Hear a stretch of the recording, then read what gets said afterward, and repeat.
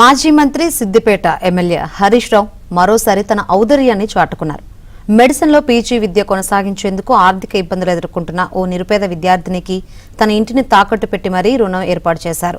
సిద్దిపేటకు చెందిన కొంక రామచంద్రం అనే వ్యక్తి టైలరింగ్తో కుటుంబాన్ని పోషిస్తుండగా ఆమె కుమార్తె మమత విజయవాడ సిద్ధార్థ మెడికల్ కళాశాలలో ఉచిత ఎంబీబీఎస్ సీటు సాధించి చదువు పూర్తి చేసింది.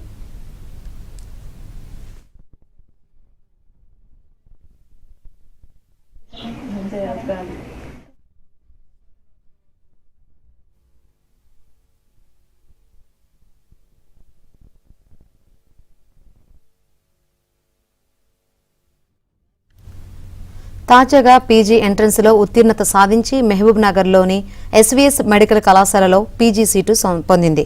ప్రభుత్వ కన్వీనర్ కోటాలో సీటు వచ్చినప్పటికీ 3 ఏళ్ల పాటు ప్రతి ఏడాది 7,50,000 ట్యూషన్ ఫీజు చెల్లించాల్సి రావడంతో కుటుంబం ఆర్థిక ఒత్తిడికి లోనైంది. ఈ విషయాన్ని తెలుసుకున్న హరీష్ రావు వారికి ఆర్థికంగా అండగా నిలిచారు.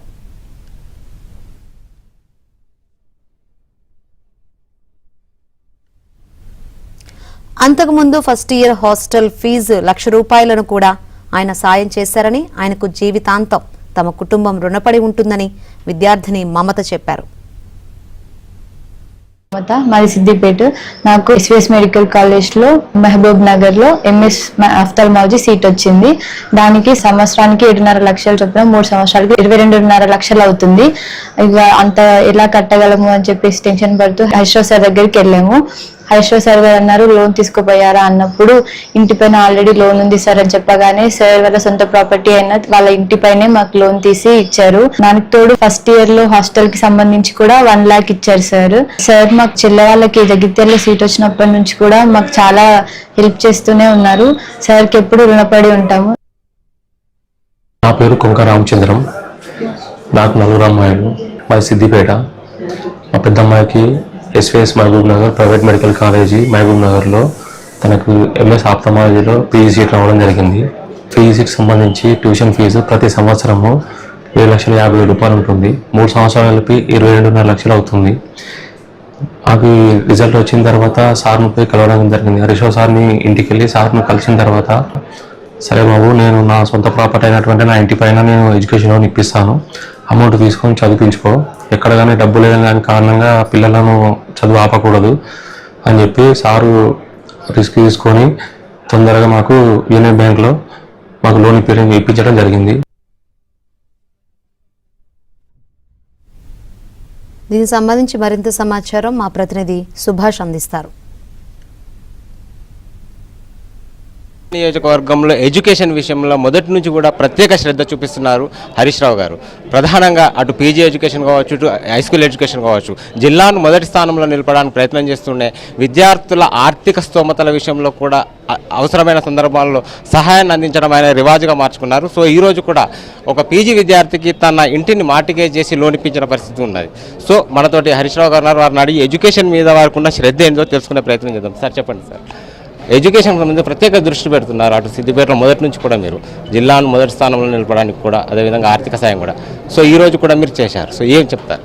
అంటే ముఖ్యంగా ఈరోజు చేసింది ఏంటంటే, మమత అనే ఒక మెడికల్ స్టూడెంటు తను ఎంబీబీఎస్ పూర్తి చేసుకొని పీజీలో ఎస్వీఎస్ మెడికల్ కాలేజ్ మహబూబ్ నగర్లో సీటు పొందింది అమ్మాయి. అయితే సంవత్సరానికి 7 లక్షల ఫీజు ఉంది. 3 సంవత్సరాలు 21 లక్షల రూపాయలు ఫీజు కట్టాలి. కట్టేటువంటి ఆర్థిక స్తోమత లేదు. తన తండ్రి గారు దర్జీగా పనిచేస్తూ ఉన్నారు.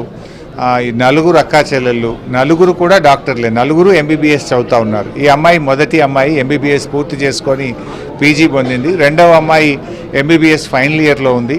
థర్డ్, ఫోర్త్ అమ్మాయిలు పోయినసారి ఎంబీబీఎస్ సీట్ వచ్చి ట్విన్స్గా వాళ్ళు జగిత్యాల మెడికల్ కాలేజీలో సీట్ వస్తే ఆ అమ్మాయిలకు ఫీజు డబ్బులు లేకపోతే కూడా పోయినసారి నేనే ఫీజు కట్టించి ఆ అమ్మాయిలను చదివించడం జరుగుతూ ఉంది. అయితే ఈ అమ్మాయి నాకు పీజీ వచ్చిందని బాధపడుతుంటే ఆ అమ్మాయికి హాస్టల్ ఫీజు కోసం 1 లక్ష రూపాయలు నేను వ్యక్తిగతంగా ఆర్థిక సహాయం అందించి కాలేజ్ ఫీజు ఏదైతే 21 లక్షల రూపాయలు ఉందో సిద్దిపేటలోని నా ఇంటిని మరి యూనియన్ బ్యాంకులో మార్టిగేజ్ చేసి ఆ అమ్మాయికి 21 లక్షల రూపాయలు ఎడ్యుకేషన్ లోన్ను ఇప్పించడం జరిగింది. ఎవరన్నా పేద పిల్లలు ఫీజు కట్టలేక విద్య ఆగిపోతే నా దగ్గరికి రండి. ఎంతమంది సిద్దిపేట నియోజకవర్గంలో డాక్టర్లుగా ర్యాంక్ సంపాదిస్తే వాళ్ళకి ఇబ్బంది ఉంటే చదువు ఆగిపోకుండా ఫీజులు కట్టించి చదివించే బాధ్యతగా నేను తీసుకుంటాను. ఎందుకంటే నా పిల్లల కోసం నేను ఎట్లా ఆలోచిస్తాను, నా సిద్దిపేట నియోజకవర్గ పిల్లల కోసం కూడా అదేవిధంగా ఈ పేద పిల్లల చదువు కోసం సహాయం అందిస్తూ వచ్చాం. ఇవాళ మమత పీజీలో ఆప్థమాలజీ అంటే కంటి డాక్టర్గా అమ్మాయికి సీట్ వచ్చింది. ఎంబీబీఎస్ పూర్తి చేసుకొని పీజీలో కంటి డాక్టర్ అయ్యే అవకాశం వస్తే ఆ అమ్మాయి చదువు ఆగిపోవద్దని నా ఇంటిని మార్టిగేజ్ చేసి యూనియన్ బ్యాంక్ ద్వారా లోన్ ఇప్పించాం. సిద్దిపేట కాలేజ్ మెడికల్ కాలేజీ కావచ్చు, అదే హాస్పిటల్ కావచ్చు, మెడిసిన్స్ లేవనేది ఒక ఇబ్బంది ఉంది. అదేవిధంగా నకిలీ డాక్టర్లను కూడా మనం మొన్న చూసిన పరిస్థితి కనిపిస్తుంది. అంటే మెయింటెనెన్స్ కానీ పర్యవేక్షణ కానీ పూర్తిగా లోపించినట్టు కనిపిస్తుంది. సో వైద్యానికి వచ్చే పేషెంట్ల పరిస్థితి ఏంది? ఎవరు వైద్యం చేస్తున్నారు? ఇది సిద్దిపేటే కాదు, రాష్ట్రంలో ఇంతకుముందు కేసీఆర్ కిట్ ఇచ్చి ప్రభుత్వ ఆసుపత్రుల్లో వసతులు పెంచి డాక్టర్లను పెంచి 50% ఉన్నటువంటి డెలివరీస్ను 78% వరకు ఆ రోజు తీసుకుపోయాం. ఈరోజు అది 45% పడిపోయింది. అంటే ప్రభుత్వ ఆసుపత్రుల్లో కేసీఆర్ కిట్ బంద్ అయిపోయి మందులు లేక, వైద్యులు అందుబాటులో లేక ఆసుపత్రికి వెళ్ళాలంటే భయపడే పరిస్థితి వచ్చింది. ఆనాడు 78% ప్రభుత్వ ఆసుపత్రుల్లో డెలివరీలు జరుగుతాయి. ఈరోజు 45% ఎందుకు పడిపోయింది? ఎందుకు ప్రజలు నమ్మకాన్ని కోల్పోతూ ఉన్నారు? ఇవాళ ఆలోచించాల్సినటువంటి అవసరం ఉంది.